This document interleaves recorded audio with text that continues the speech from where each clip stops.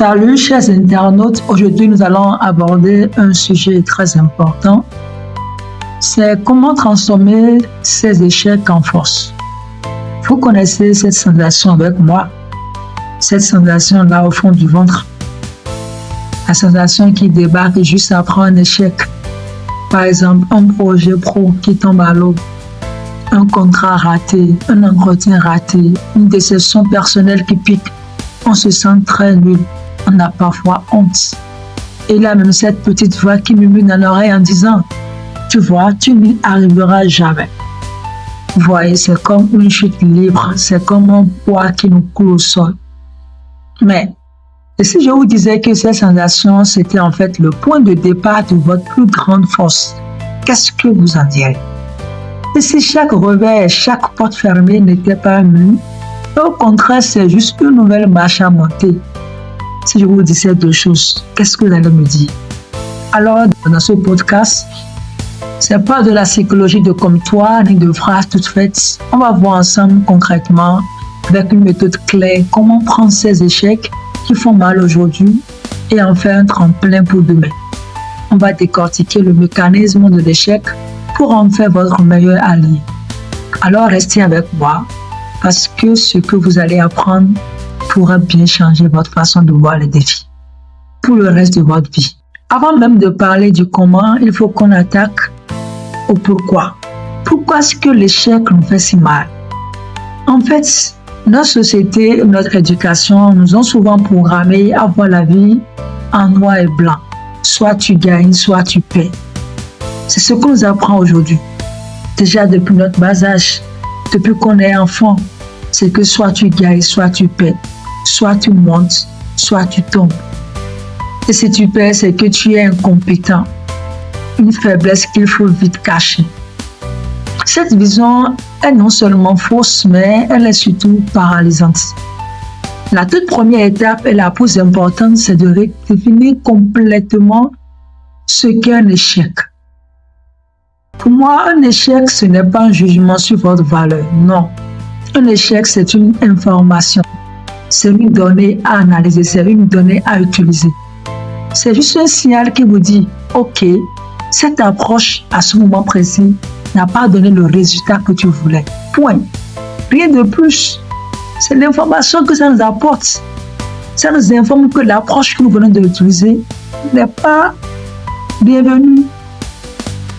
Pour que cette idée s'ancre vraiment, je veux que vous adoptiez ce qu'on appelle la mentalité de croissance. Une idée géniale de la psychologue Carol Dweck de l'université de Stanford.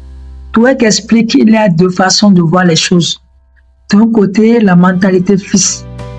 Elle dit que la mentalité fils, c'est croire que nos talents, c'est-à-dire notre intelligence, sont gravés dans de marbre. Avec cette vision, un échec est la preuve de nos limites en fait. C'est une sentence. De l'autre côté, il y a la mentalité de croissance. Elle dit que c'est la conviction que nos compétences peuvent être développées par l'effort, la persévérance et l'apprentissage. Là, tout change. L'échec n'est plus la preuve de votre nullité. Non, si tu échoues, ce n'est pas que tu es nul, pas du tout. Mais c'est encore une occasion de grandir. Il fait partie du jeu. La meilleure image pour ça, c'est l'enfant qui apprend à marcher. Imaginez un bébé qui essaie de se lever. Il tombe. Est-ce qu'il se dit, c'est bon, j'arrête tout. La marche, c'est pas pour moi. Je vais ramper toute ma vie. Non, bien sûr que non. Le bébé ne dit jamais ça. Il tombe, son cerveau analyse l'info. Trop de poids à gauche, pas assez d'équilibre. Le bébé réfléchit à ça. Et il recommence. Il va tomber des centaines de fois. Chaque chute est une leçon qui renforce ses muscles et affine sa coordination. L'échec est son meilleur professeur. Il n'a ni honte ni culpabilité. Lui, c'est juste un apprentissage. Alors, pourquoi on a perdu ça en devenant adulte? On l'a perdu parce qu'on a commencé à coller notre identité sur nos résultats. La clé, c'est de détacher qui vous êtes de ce que vous faites. Un projet qui foire ne fait pas de vous un raté. C'est le projet qui n'a pas marché, pas vous. Voir l'échec comme la preuve que vous avez osé, que vous êtes sorti de votre zone de confort, c'est déjà la première grande victoire. Nous allons parler maintenant du comment. Comment transformer ces échecs en des forces. Nous avons 4 étapes pour transformer nos échecs. Maintenant, nous allons poser des bases saines et changer nos lunettes sur l'échec.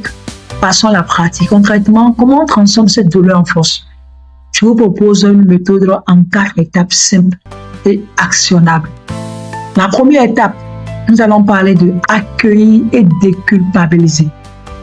La première vague face à un échec est toujours émotionnelle. La colère, la tristesse, la honte.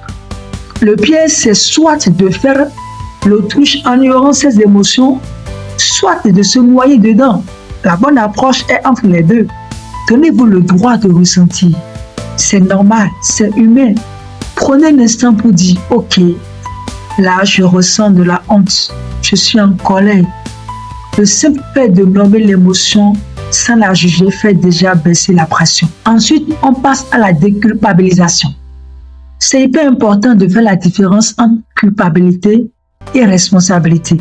La culpabilité, c'est un poids mort. Elle vous paralyse en vous faisant rejouer le match en boucle. Si seulement j'avais su. Alors que la responsabilité, elle, est active. C'est se dire, ok, je reconnais ma part dedans. Maintenant, je fais quoi? Accepter sa responsabilité, c'est reprendre le volant. Alors que la culpabilité vous met sur la banque arrière. N'hésitez pas à appeler un ami, un mentor, quelqu'un qui peut vous écouter sans juger. Le soutien, c'est un vrai booster de confiance. Ce sujet que nous avons abordé, si ça t'a fait du bien, si cette première étape que nous avons abordée, ça t'a vraiment fait du bien, n'oublie pas de t'abonner à notre chaîne pour ne pas rater la seconde étape et le reste des étapes que nous allons aborder dans la suite des vidéos.